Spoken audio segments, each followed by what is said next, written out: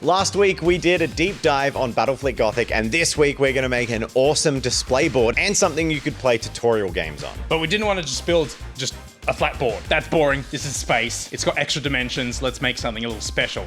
So it's time to make the coolest Battlefleet Gothic board you guys have ever seen. Tabletop time. Maybe. That was a big claim. Okay, fine. That was a big claim. Yeah. Do we want a little boy or a tall boy? Maximum foam I must endure. Big? Yeah, may as well. Because we don't want to run out and be like, I need more. This is my technique of just never cutting. Just keep rolling. You good? Just keep rolling. Just keep rolling. See? It's so funny because he doesn't know what to do. No, but seriously, you have the money. So when you think about Warhammer and also a lot of the pictures in Battlefleet Gothic, the one thing that stands out is obviously the vastness of space and how cool the warp looks. So this was a big inspiration for us and this board to try and make this come to life. So we want to create a massive warp vortex at the end of this board. Another thing we wanted to play around with that we've actually never done before is depth. We want to create a box type situation for this board. Again, we're in the vastness of space, so we wanted to create some depth when it came to playing games of Battlefleet Gothic. The last thing we wanted to absolutely include was a layer of acrylic. Again, thinking of that theme of the vastness of space and to create depth, the layer of acrylic would go on top and would serve as the board's surface.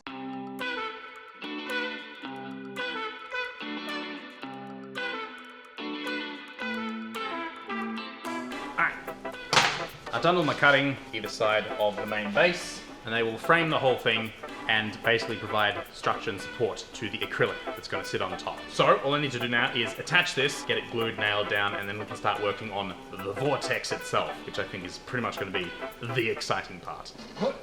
Alright, where's me glue? What could possibly go wrong?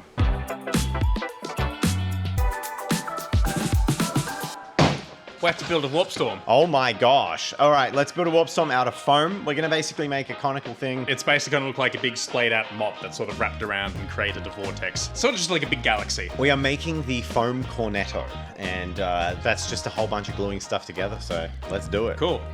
Foam montage thingy.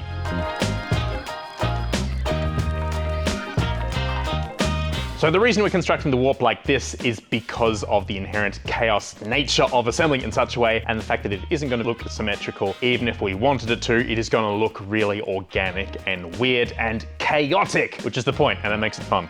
And it's cheap and uses offcuts. Absolutely. Monetary things are very important for the warp. You got to scavenge from the Imperium and take their good stuff. Recycling, upcycling. I think I just called Jazza the Imperium.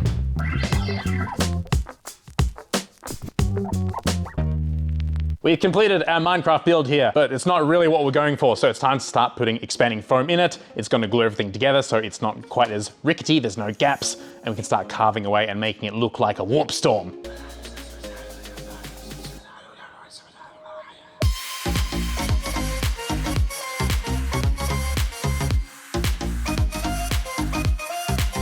It's your first time using expanding foam? Yeah. Really? Give it a good shake. Shooken. Shaketh. And before it's completely sealed in here. Look, this is perfectly normal. It happens to everyone.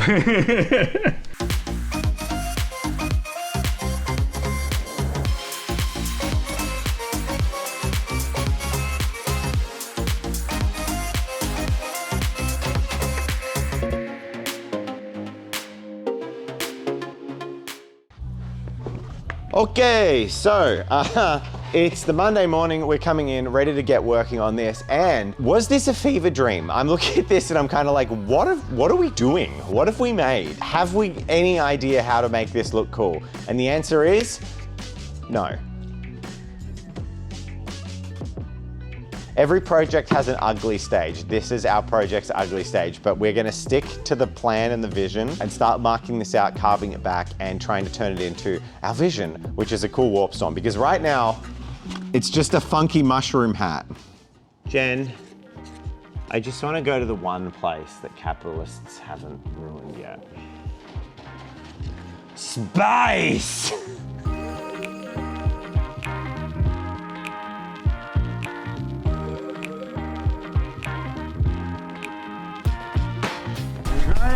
Never come in, so never look better. You get all that?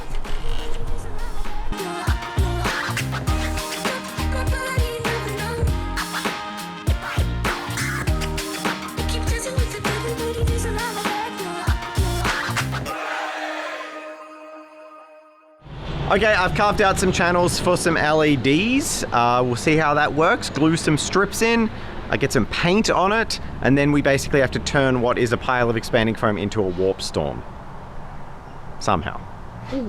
So I have been instructed with the task of figuring out what is what in this giant chaos of LED mess. And there's a couple of things to consider here. First of all, how big they're gonna be, their power supply, as well as if they have RGB settings as well, because obviously we wanna try and create some color into the giant vortexy thing. So I'm gonna sit here and play around with these for a little bit to see what they can do. I might even do a dry test fit onto the board itself, just to make sure it's all good and ready to go.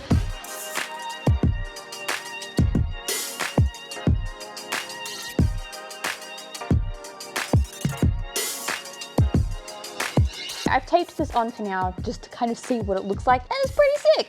I can change the colors. Ooh. I'm gonna see what this looks like with expanding foam, cotton wool, and a little bit of felting wool, I think it's called, just to kind of see what the effect is. So I'm gonna pick you up. I apologize if I drop you. Jen POV. Ooh. I'm gonna see, so foam, if I put foam in front of it, what it look like. So obviously this is pretty dense. I think this is only bouncing off of the other light. I think if we did just put this back on, I don't think it's gonna work. So, next up is cotton wool. As you can see, the color's coming through pretty well. We can sort of do some wispy stuff too. This is all really basic and crappy right now. And this is the felting wool. We have used this before in a different project when we did our board build to make clouds, and I liked it for that. But in this circumstance, I actually don't think it's as nice as the cotton wool, only because it has a few gaps in it. This stuff is more expensive and harder to find as well. So I think knowing that the cotton wool will work is great. So, cool. Go team.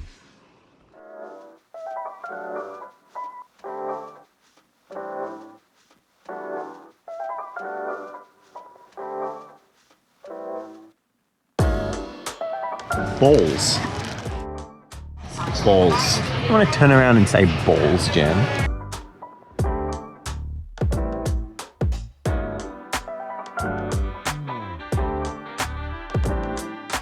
You like that? Not really. That was just weird. He doesn't like me rubbing my soft balls on him. And now Dave's dropping his balls. Oh, my balls have dropped. None of this is making it in the video. This is not even funny. This is a YouTube video. These cotton balls from Kmart only cost $2. Murray, nothing matters. We're all gonna die one day.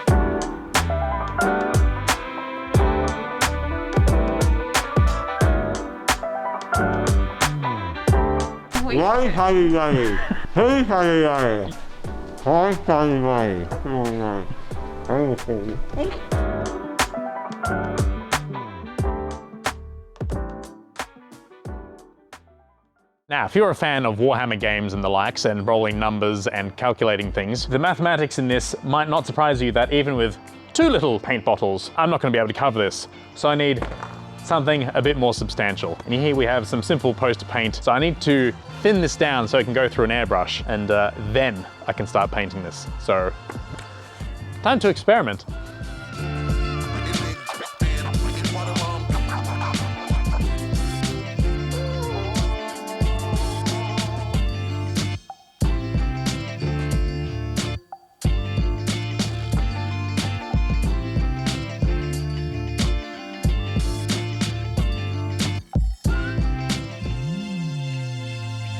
Do we need to censor this for YouTube? I'm not sure. But all of the paint is now dry. You can see it's actually, through the layers, formed a crust on all the wool. But we're up to the next stage, which, like I said before, is gonna be layering more cotton wool, and then I'll paint over the top of that. But in the middle, it's still looking a bit rough, right?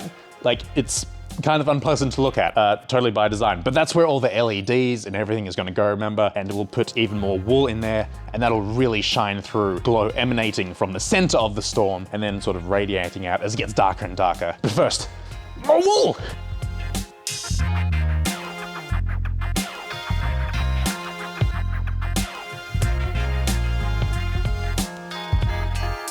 Now that it looks like it's been waterboarded with toothpaste, it's time to paint this sucker.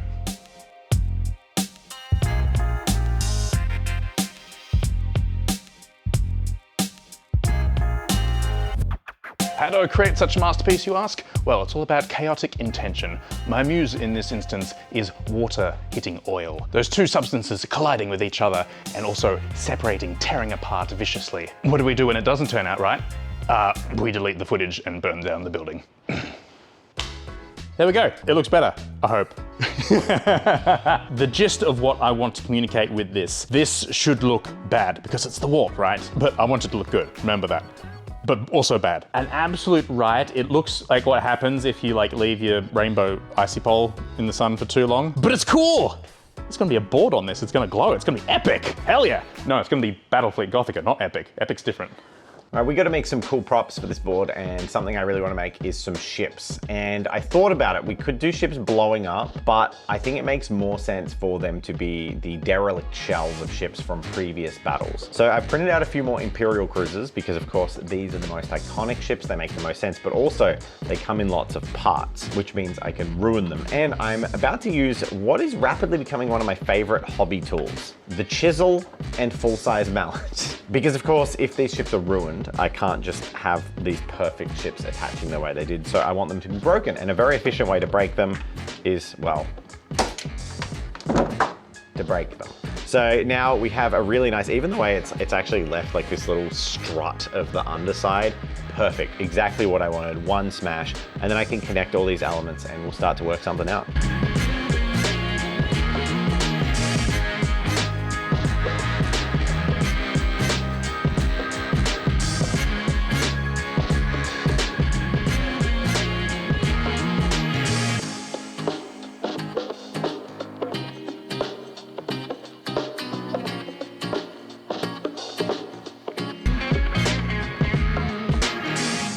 We have our vector, Jen's made it looks great, but now we need to make sure that we make it properly, right? We don't want to hash it or whatever, you need to do a test print, or a test cut rather. So I've gotten the settings that we want to etch into the acrylic pieces. The light will shine through the sides, really catches the light, it looks really cool. So now we're gonna do a little test print of a little segment of the vector that Jen's made, and we're gonna see if it looks good. Worry, how many shots do we have to get this right? One.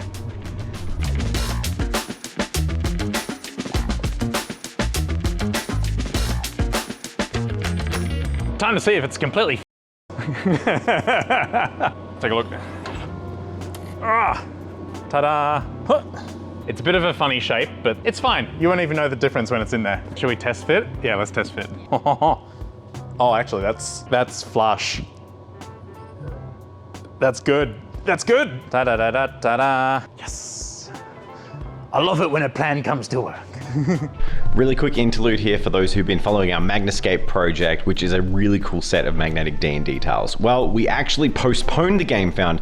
There is a new game found. We'll probably be launching it in Q1 next year, and we've got so much to add. We took on board a whole lot of feedback that people had about the product, and we're adding more. We're adding dungeon tiles, and I can announce we're also going to be doing some really cool stuff with a third tile set. The scope of the campaign is so much bigger. It's a lot more exciting, and we'd love it if you could go check out the game found page. And if you like what you see, just on that tiny preview page, click follow and we'll have heaps more for you in the future.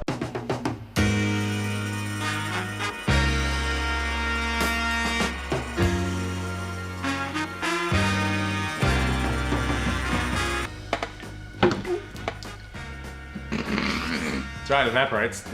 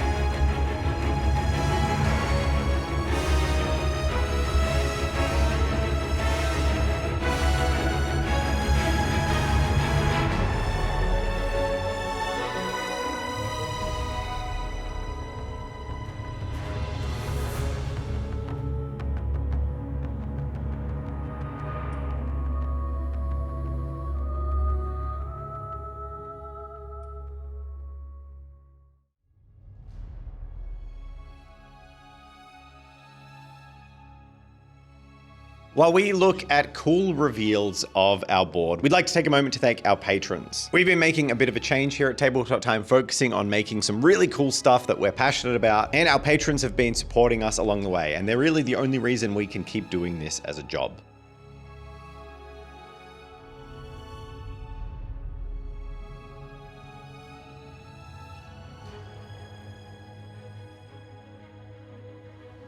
We're done! Bam! And the space is there. It's so cool. We did it! It honestly, like, I'm not saying that I had doubts, but I didn't expect it to look this cool. And while it's not big enough to play a proper game on, we can totally do a learn to play, like 2 cruisers versus 2 cruisers on this 60 centimeter by 60 centimeter board, which I think is really cool. Yeah. Also, there's the simple fact that we do have to get this through a doorway, you know. But it's so cool! Yeah, it's super cool. It was really fun to make. It was chaotic. It was cool. And this is just the start. We're on a real board height, and we're gonna keep going. Blood Gulch! Yeah, we've got some really fun projects coming up, and it was clear after we suggested that we go to Halo Combat Evolved and make Blood Gulch. You viewers really want to see that, and we really want to make it. So the next video we do, we're going to be starting that process of diving into Halo Flashpoint and checking out Blood Gulch. Well, making Blood Gulch. It's going to be cool. It's going to be crazy. It's going to be hopefully worth watching. Subscribe and like the video, and yeah. Sign up for email and fax. If you like watching channels you're subscribed to, try subscribing to the channel and using the subscriptions tab on YouTube, because the homepage is just going to give you shorts and Mr. Beast and some good content.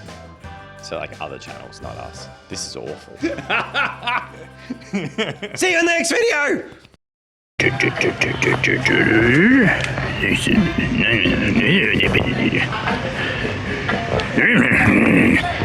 No.